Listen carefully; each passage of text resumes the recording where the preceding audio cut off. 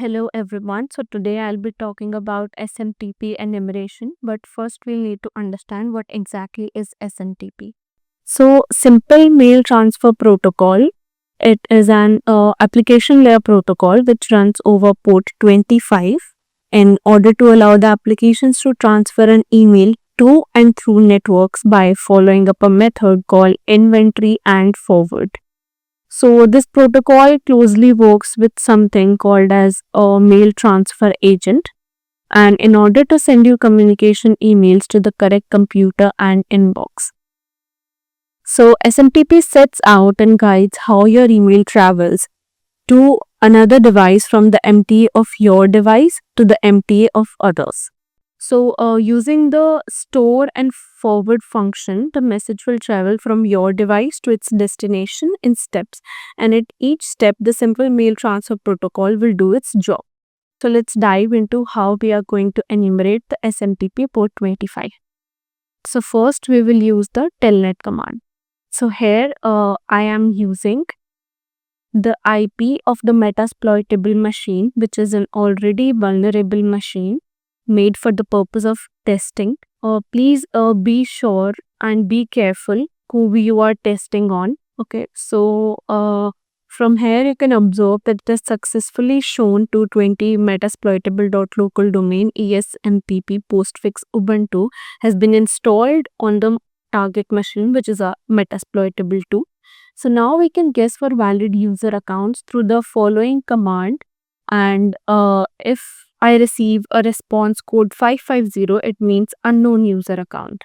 And if I receive a message code saying 250, 251 or 252, it means that the server has accepted the request and the user account is valid. So first of all, let's verify the MSF admin one, because I use this particular username to log into the metasploitable. So it was the very obvious case and it has given us the code 252, which means that the server has accepted our request and the user account is valid. Now let's test the common usernames. Okay, so for the guest, it has given us 550 and that the recipient address rejected and the user unknown in local recipient table.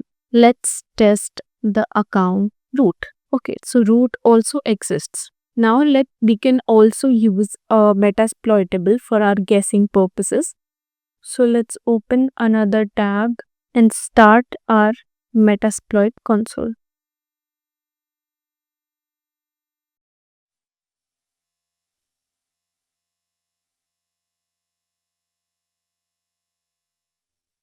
Okay, so to show you guys before this, I have already created a list of users which I think could be in the metasploitable machine. So I'll show it to you. Let's go to the desktop one. Wait. Okay, I'm doing something wrong here. Let's directly go to the desktop and then try to open our user.txt. Okay, so these are the list of users I think could be in the metasploitable machine. So let's close it and go back to our MSF console. It has booted up. So let's try to find the SMTP enumeration modules. So we can use the search command in Metasploit to search for all the modules related to the SMTP. So as you can see, it is just a second. Yes. So as you can see, it has given us a lot of modules related to the SMTP one. We will use the one where we can enumerate the SMTP port. This one is for buffer overflow, RCE. Okay, so here is the one that we want, SMTP_enum. So we'll type the command.